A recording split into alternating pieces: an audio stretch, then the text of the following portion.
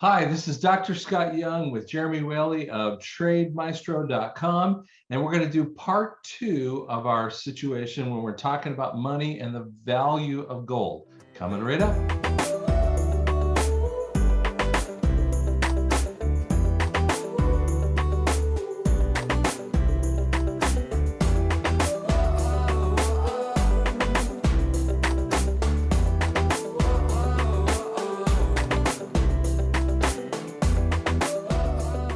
Okay, so now we've talked a little bit about the first level of this. If you haven't watched the first video, you got to watch it because it's talking about, we talked about 1933 and the gold change. We have another change that happened in 1971. Look at my notes over here. A 441% increase in the price of gold. Then we were talking also about the Bretton Woods Agreement in 1944 that was mixing in the currencies and how they were moving off the fiat currency of America. And then we moved all the way through the 80s and 90s and into 2000. So Jeremy's going to hit up, hit up that last little section that we were talking about 2020, because this is why he's going to switch the screen over as he's going here. But this is why 2020 was a big point of bankruptcy. So Jeremy's thinking about that as we kind of go along here. So I'll let you jump in here. Yeah, so just to kind of pull those pieces together, what the argument we were making is our currency has been devalued, but people don't realize it's been devalued because the manipulation the government has done, and it's global. It's all of the banking, all the central banks that are connected with the IMF and the World Bank. That's who's been manipulating the currency. So the chart that we were sharing was this one over here. This is the chart of the dollar index, and it looks like the dollar's been pretty stable. But what we showed in addition to that is gold in that same time has doubled in value, which is off even further because of this chart that he wanted me to share about what we call collateralized assets. And what collateralized assets is this is debt that has been created by the banking system. And what banking debt does is it effectively, it dilutes the value of our money, right? Because it injects fluidity. And let's just talk about that for a minute. And I will actually say this is one of the benefits of fiat currency. I'm fundamentally against fiat currency, but if I could make a good argument for it, it is this issue of what we call elasticity. So you want to go buy a house, you don't have your $500,000 for the house, or $5.9 million today, only slightly exaggerating. You don't have the money for the house today. Where do you get it? Well, you go to the bank, and it's almost 100%, not everybody, but almost 100% of home buyers have to get a home mortgage. So in doing that, what they're doing is let's say you're buying a new home, and that's a $500,000 new house, just using round numbers. Well, where does that $500,000 go? It goes to the contractor, who then distributes that money throughout all of their subcontractors and all of their employees, all their builders, the roofers and the floor guys and all that stuff. Well, where do they take the money? They don't take the money and say, well, I can't deposit it because it's borrowed money. No, they take it to the bank and they deposit it. Which is revalued again, which more the same thing. The bank then goes and lends the money again. They're lending borrowed money. They're lending and lending and lending on top of it, and it balloons up. So what people don't realize is that $500,000 that you borrowed to go buy your house, you might know that you have a mortgage on it, but the contractor, he doesn't care. It's his paycheck. And when he deposits it, where does it go in? It goes in as his initial deposit. Well, then the bank looks at that and says, oh, I can go lend 10 times. So if that contractor, let's say he put 100,000 of that in his own account, the bank says, oh, I can go lend $1 million against this. And they go fund 2 more houses. And in that way, it balloons and it's out of control. And that's called a collateralized asset. Those houses are collateral for the money that has been injected into the system. And by doing so, you know that you're on the hook for $500,000, but the flooring guy doesn't. In his mind, that's his M1 money supply. That's his base. Okay. So through that process, what has happened is they inject, Carpenter goes and spends money as though he has the money, because he does. And everybody else spends it as though it's real money for them, because it is. And what they just did is they injected that money into the financial system. That number today, as of March 23rd, 2022, is 2.199897. It's $2.2 quadrillion. From a time frame that had moved from 700 trillion down to 400 trillion in 08, which is what they did. They just wrote off, or 800 to 400 trillion, where they wrote off numbers, and that's what they did. They just took it and flushed it down the toilet in 2008 and 9. This is the sickness of the system. And they also took money, their own cash reserves, in from the government. It was a bilateral response to this. It wasn't like you just get to write off. See, when someone goes through bankruptcy, he or she writes off that number of that they cannot collect. But that's not what they did. They took that, they wrote the thing off, which helped their balance sheet, and then they turned around and had an injection of cash. And by the way, in the future, you're going to find out it was much more than the 500 billion they said. It was more likely about around, several $trillion with that too. So anyway. Yeah. So I use this example. I mean, nobody can fathom this number of zeros. But it's important because what you need to understand is our economy is operating as though we have $2.2 quadrillion. We don't. But we don't. The actual money supply, and this is what you were talking about a moment ago, this is what happened in 2020. Over a 1 month period of time, which is only 2 data points in this chart, our money supply went from 4.7 trillion to 16.2 trillion. How did that happen? It's because they changed the definition. Now, the Fed doesn't even publish the real money supply issue. If they do, I can't find it. The only place I can find it is this website, Trading Economics, where they publish the M0 money supply is 6.1 trillion. Okay. Now, what does that mean? What? And that's not true, is it? This kind of money. Yeah. Oh, okay. Gotcha. This kind of money. But what the Fed did is they needed, I mean, it's ridiculous to look at this and say, we've got $4 trillion and it's collateralizing 2.2 quadrillion. So they had to do something else. So they added first level deposits. When the carpenter goes and deposits his money that he borrowed, that he got from the borrowed money for the house, they count that as a deposit. They count it as part of the M1 money supply. It's first level checking deposits that they contribute to M1 money supply. That's how upside down this situation is at this point. Well, and this is why, if you guys want some evidence of what NESARA was doing at this time frame, this is what I believe. No, this is Scott, and Jeremy can jump in, and I love it when people disagree with me. It never hurts my feelings at all, because I'm not right about everything. So, but when I've studied from February all the way through May, June of 2020. There were crazy things occurring, and COVID was the cover of this. This is the Fed being sublimated under the Treasury, and this is also this injection of money. But it's monopoly money. That's what he's showing you. That's monopoly level money. And guess what? You keep asking who did that.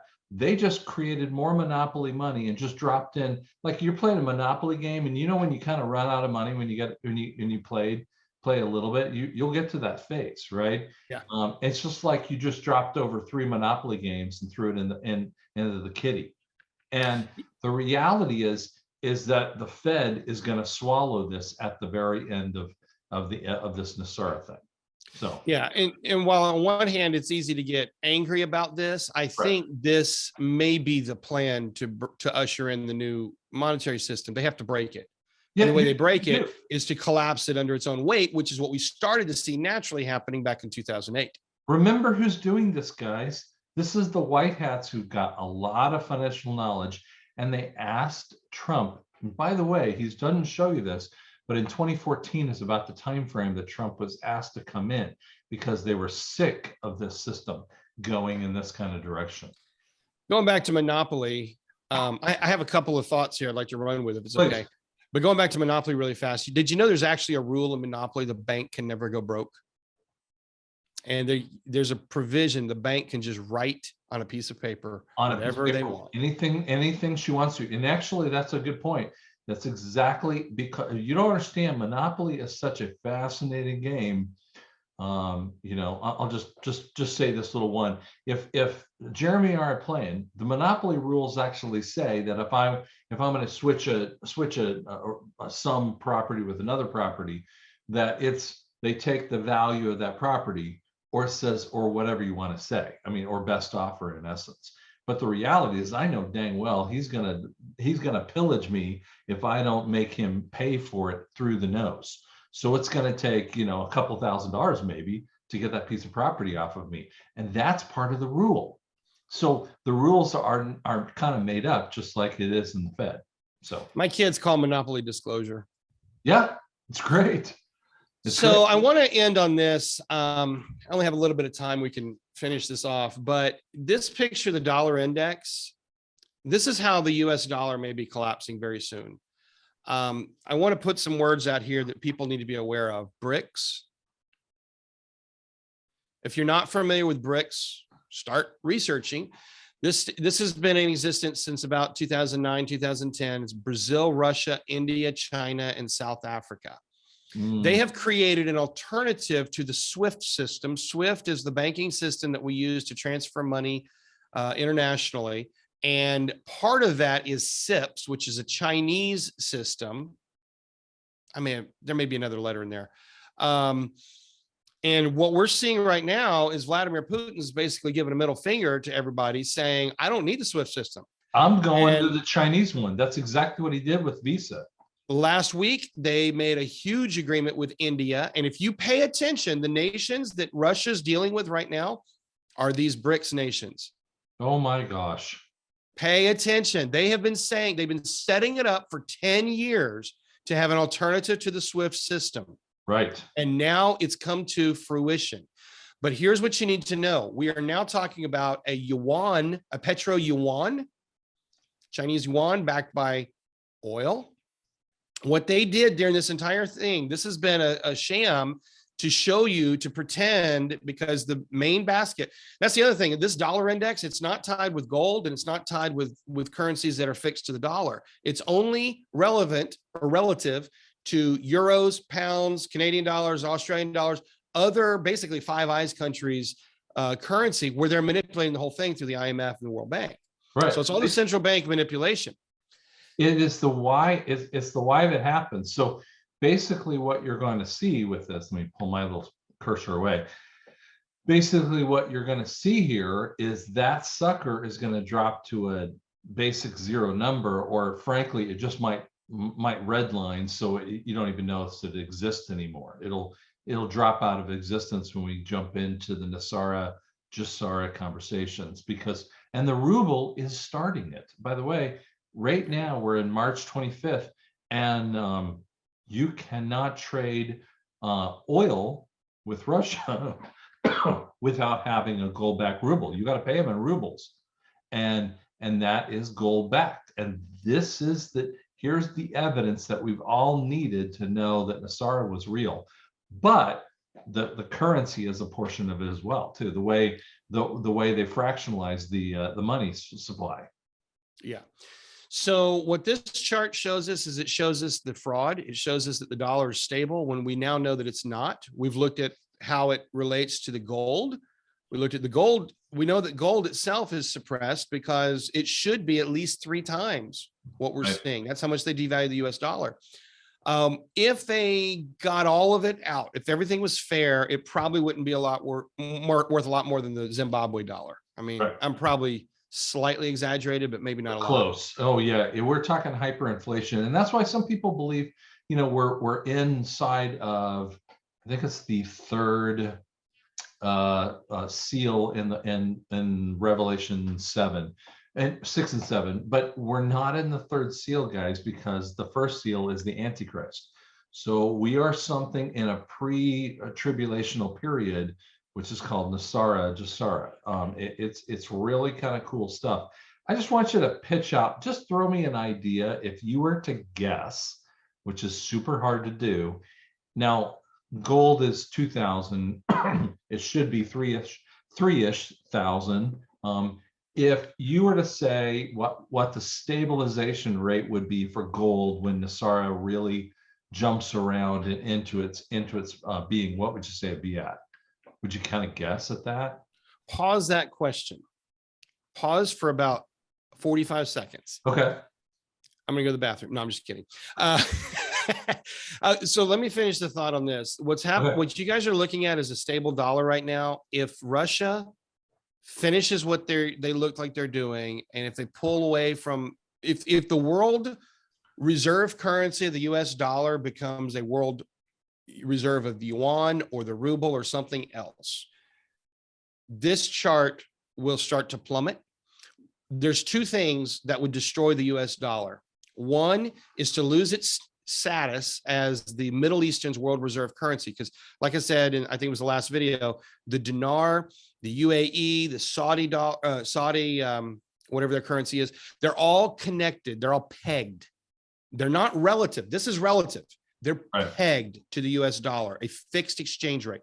If we remove oil being paid in US dollars, and that's how they've created this petrodollar, if we remove that, that is one domino that will knock the US dollar over, and the other is raising interest rates. Right. Because when they start raising interest rates, which they just announced last week, they're going to do a series of 7.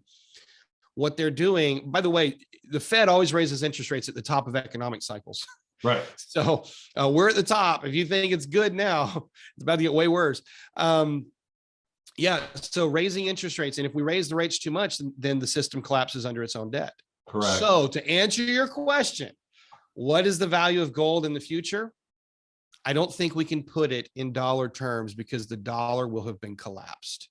I think when we look at future currency, let's just call it the new US note, whatever that might be. Just treasury note is what we kind of believe. Yes. Yeah. So let's just call it the new US Treasury note. I think it will have a fixed value, and it could be anywhere from 50 to 5 million. Who knows? They're going to create a value.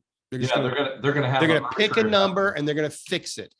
And when you look at old Federal Reserve US dollars, it could be hundreds of thousands to equal 1 ounce of gold, because the real value of this will be revealed. Does that make sense?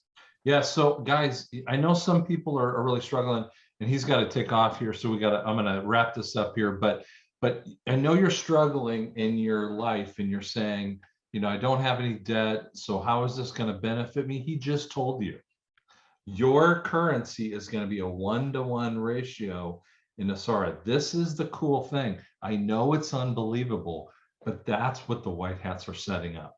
Okay. And you're going to find your purchasing power in a dramatic fashion is going to increase. Now, again, we've talked about this in some of the other videos in the past, but your purchasing power is going to increase, and that is going to make a big difference in your life. So hope you like this. If you like what we talked about, subscribe, leave some comments on there. I promise you, we're going to have Jeremy on several times because he's got a lot of cool information. So thanks so much. I appreciate it. Thanks, Scott.